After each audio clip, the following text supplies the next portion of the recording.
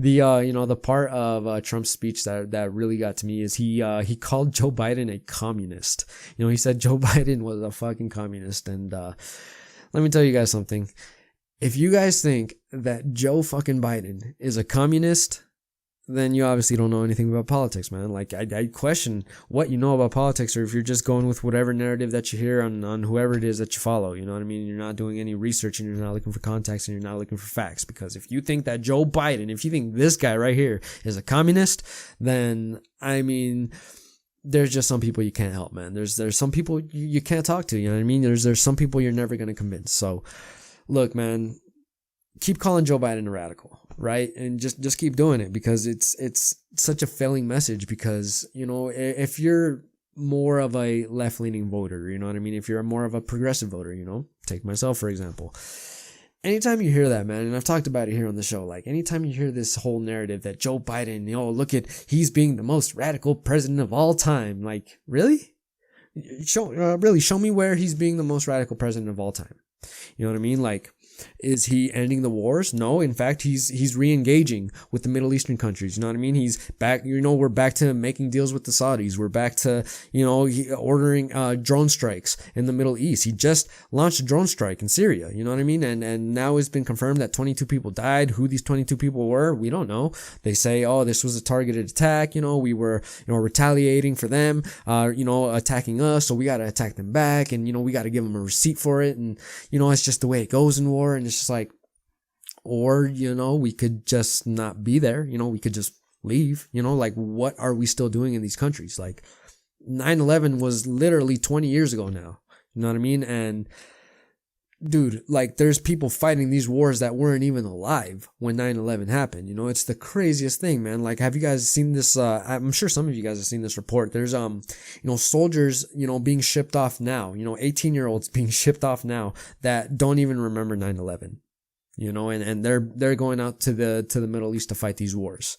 You know what I mean? These endless wars that just, like, are they ever going to end, man? Like, how long are we actually going to be in these places? You know what I mean? Like, how long do we need to be there? I mean, when you're running for president, man, you promise us the whole moon and the stars in the world, man. You're going to bring the troops home. We're going to end the wars. You know what I mean? We're going to provide relief to people. We're going to pass all this legislation. We're going to get rid of the filibuster. We're going to raise the minimum wage. And it's just like, you guys, once in power, it's just, you fall back into this, neoliberal status politics where you just go back into just walking back all your promises. And look, man, Joe Biden is in this state right now where he's going to probably have the highest approval numbers that he's ever going to have in his, entire, at least first term. He's still, I believe, sitting in the mid 60% of support in the country. So the majority of this country is behind Joe Biden at the moment. But most presidents get that. Well, I mean, with the exception of Donald Trump, who never got over 50, but never legitimately got over 50%. But for most presidents, for more normal standard presidents, yeah, you're gonna have a good honeymoon. They call it the honeymoon phase, right? Where it's just like, you just got elected, the country's behind you, they want you to do well, but how you perform from here, and it's gonna determine how far your number's gonna go down, because they're gonna go down. You know what I mean? That's gonna be to be expected. You know what I mean? So if you hear Joe Biden's poll number, if you see any reports like, oh, Joe Biden's poll numbers are down 5%, that's normal. You expect that, because once you're in power, everything's on you, and people are just naturally going to be, just skeptical and pessimistic about things. I think that's mostly people's viewpoint. You know what I mean? I mean, we're optimistic about a lot of things that we can do in the future, but we're very pessimistic with how we view the present. You know what I mean? I think that's just the way it goes, and that's kind of shown all throughout history, all throughout time. And there was this whole there's this reading I did by I believe it was Socrates about something just like that, but we'll get into that another time. Yeah, man, like I said, dude, Joe Biden is gonna lose support, but how much support he's gonna lose, man, I don't know, man. Like, I'm already halfway, almost fully disappointed with the way things have gone. You know what I mean? I'm not saying that it's all been bad. Joe Biden has taken some good actions. He's made some good executive orders at this point. He's made some good nominations to his cabinet, and it hasn't been all bad. There's a lot of things I support, like his immigration proposal, which is the most thing I've talked about here on the show. Joe Biden's immigration proposal. If you guys have actually gone and read it and everything that's in there, all the the pathways to citizenship, the protection for dreamers, and bringing back the silent protections, all good stuff, right? It's all great stuff, and I love it. But then, when you flip it back to where, you're running in your campaign, you're saying, we're gonna free these kids. We're not gonna treat them so inhumanely. We're not gonna keep doing the same thing that Donald Trump was doing. And then now you're announcing that you're looking into building more detention centers, for the immigrant kids that are coming over here. It's just like, man, we don't need more detention centers. You know what I mean? And you can call it whatever you will, but we don't need any more detention centers. What we need is more of a focus, a genuine focus on the immigration system to say, look, what we're doing is not working. We need to fix this system. We need to be more humane, especially with children, man. If we're the so-called quote unquote greatest country in the world, you know what I mean? We got to treat children correctly. You know what I mean? We got to treat children like children. You know what I mean? It's just, we're talking about a country that has a system that puts, 6-year-old kids from Nicaragua on trial who don't speak a lick of English. And we put them on trial with no representation, totally defenseless to defend themselves. And then, they end up in these detention centers or whatever they are, or whatever you want to call them. And, these detention camps, they end up there, and then till one day, they slap them on a bus and drop them off in Tijuana. You know what I mean? And then what happens to them? Who knows? You know what I mean? And then, then you hear these reports like, oh, we can't find all these kids' parents. We can't locate the parents. We can't locate the kids. We don't know where anybody's at. We didn't keep records. We don't know. They're lost forever. It's like, this is really why I want to get into law, specifically into immigration, man. It's because I want to do something about it. You know what I mean? I want to find a way where I can help make change, especially in that area. I don't like to see that. I don't like to hear about all these kids being separated from their parents, all these people living in America who are trying to live good, honest, decent lives, and they're in constant fear every single day, on the daily, that, this could be the day. You know what I mean? This could be the day. I can get caught up in the situation. I can get snatched up somewhere, and then what's going to happen to me and what's going to happen to my family? And it's like, I don't know. You know what I mean? And so many good people, live through this fear. And, like I said, man, Joe Biden and the Democrats and every politician for that matter, Republican and Democrat they'll promise you the world. You know what I mean? We're going to get this done. We're going to fix it. We're going to come in and make solutions. And then once you're in power, it's like, where's the follow through? Where's the follow through, man? Because, you know what I mean? It's not just with immigration, man. But like I said, you launched these, these strikes in Syria, which is back to a re-engagement with the Middle East. So that's just like that's a defeating, kind of deflating feeling, where it's just like, you would hope, the 8 years with Obama, the 4 years with Trump. Now we get into Biden. Let's get out of this situation once and for all. And it's just like, man, we're always going to be there. We're always going to be there with these same politicians running the show all the time, man. We're never going to end these wars, right? We're never going to bring all the troops fully home. And it's, man, like I said, this whole thing about, oh, Joe Biden is going to be a continuation of the Obama years or an Obama third term, man. It's, especially right now, especially in, looking at foreign policy, it looks very much to be the case. So I mean, I will grant you that one. You know what I mean? Point made. It looks very much like on the foreign policy front, on the, international scene, on the global stage, I should say. It very much looks like, kind of a continuation of the Obama policies and everything that they were doing back then, which obviously was, to me, the biggest, that and immigration being their biggest failures of their 8 years in office, of the 8 years of Obama. Again, not saying that the 8 years of Obama were bad or were all bad. I'm just saying I was not a fan of the foreign policy aspect and immigration policies. Yeah, man, and not only that, but, now they're walking back. I mean, they've already walked back the stimulus checks, right? Where it's like, you elect us and we're going to get you $2,000. And okay, we elected you, we've bestowed that power on you. Now give us our $2,000. And it's, oh, well, you see, it's not really $2,000. Now we're just gonna, we gave you 600, right? When, Trump gave you that last 600 or the Congress gave you that last 600. So now we're going to give you the other 14. And now that makes it 2,000. See, we didn't say we're going to give you the full 2,000, which yes, you did. But what we're going to do is match you to get, so you have the full 2,000. And it's just like, you still haven't learned your lesson, have you, Democrats? Still haven't learned your lesson. You know what I mean? And you're gonna walk back on the stimulus promise. Joe Biden's already walking back, his campaign promises on canceling student loan debt. He's already walking back the $15 minimum wage that, he came out and said, I'm in support of increasing the minimum wage to $15 an hour. And now it's like, oh, well, maybe not a whole thing, maybe, not to 15, maybe 11, maybe 12, or maybe, it's going to be a gradual phase-in period where it's going to be, we'll pass legislation over the next 5 years, and it'll be a work your way up plan where it starts, we'll increase it little by little to get up to 15, which it's like, even at 15, depending on where you live, man, in a lot of places, $15 is not even, a living wage. You know what I mean? You think about, high tax states like California, you know what I mean? You can't make it on your own for $15 an hour in a place like California, now without a whole lot of struggle. So, you know what I mean? Where you'd probably, end up living in poverty and a lot of debt. So just kind of defeats the purpose, man. And, Joe Biden just does a horrible, horrible job of explaining himself. And I've said this, man, it's this thing with the Democrats, man, where,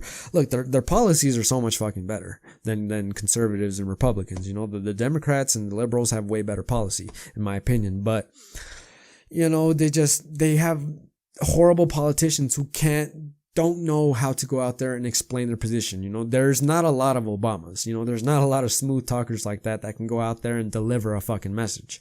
You know what I mean? And, dude, the Democrats are they're horrible at it, man. And, I'm just saying, like, when Joe Biden canceled the, when he passed one of his first executive orders to cancel the pipeline, you guys remember? And, he totally let the Republicans hijack that. I saw nothing but the narrative of, oh, Joe Biden is killing all these jobs, which is like, again, look at the context of it. Yes, it was going to probably eliminate, future temporary jobs. It was temp jobs that were going to be lost in this, and we're talking maybe a few thousand, but his plan overall,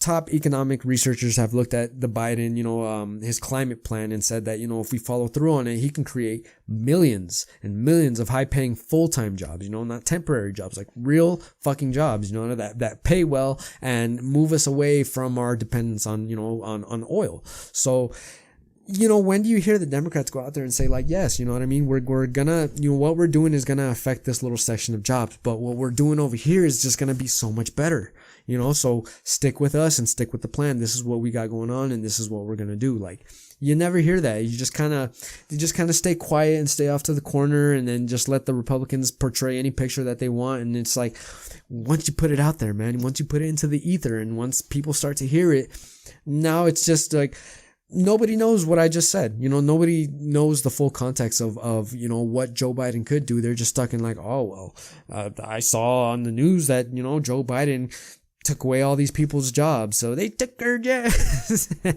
Shout out South Park.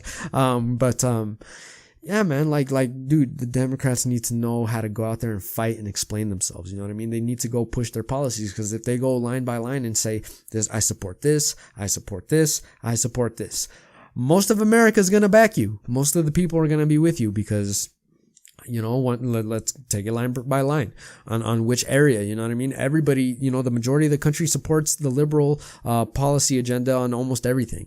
You know what I mean? So even on guns, you know what I mean? In a country like America, where a lot of people are fucking gun nuts here.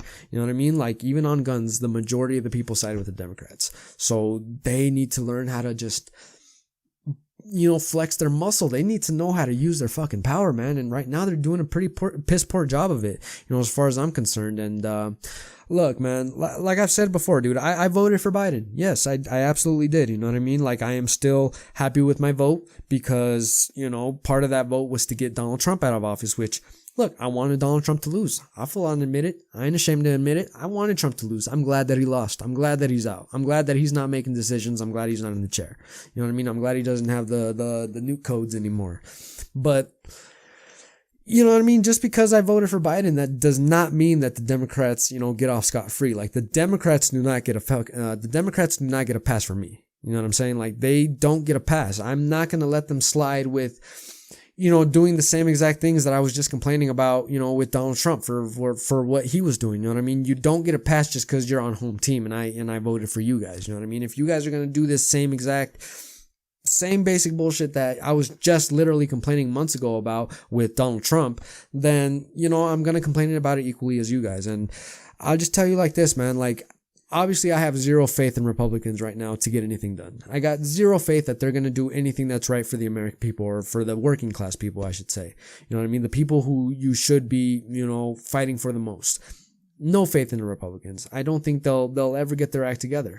You know what I mean? I don't think they'll ever, at least not anytime soon. They're not gonna, suddenly become the party of the working class. You know what I mean? And it's just like, no, we gotta start passing legislations for more protections for workers and more accountability for the corporations and the wealthy. Like, it's not gonna happen. So, the Democrats are really the last beacon of hope. You know what I mean? That's the last shot in America that you have to actually make any of these progressive changes that the majority of this country fucking wants and voted for. So, look, man, Joe Biden needs to act. You know what I mean? He needs to start getting shit done. He needs to end these wars. He needs to bring the troops home. He needs to increase the minimum wage. He needs to fight with the Democrats to get rid of the filibuster in the Senate.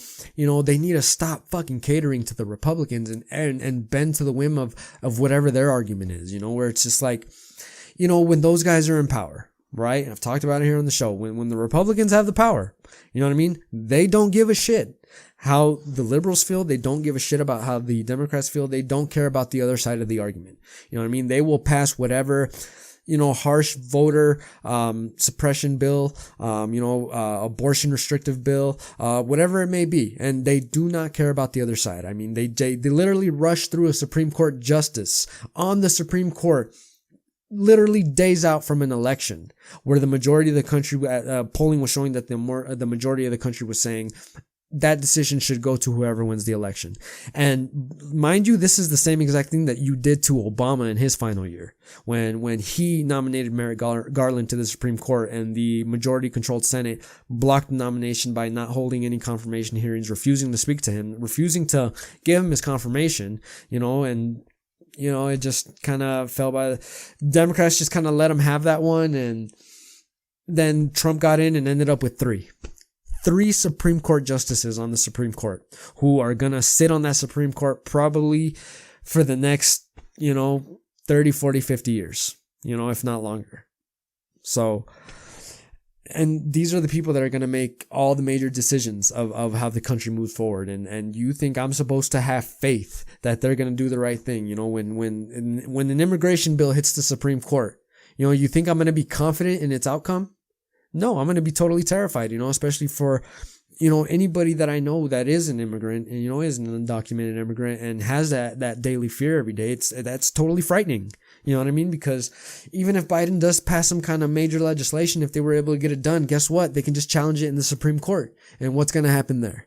So, I don't know, man. It's just, Joe Biden needs to do what he promised, man. I can tell you that much, because if he doesn't come through and he just kind of continues on with this whole, corporate Democrat style of politics and governing, I mean, I don't know, man. I may not be able to vote for him again for a re-election. You know what I mean? And I'll tell you guys right now, and I have no problems in saying it.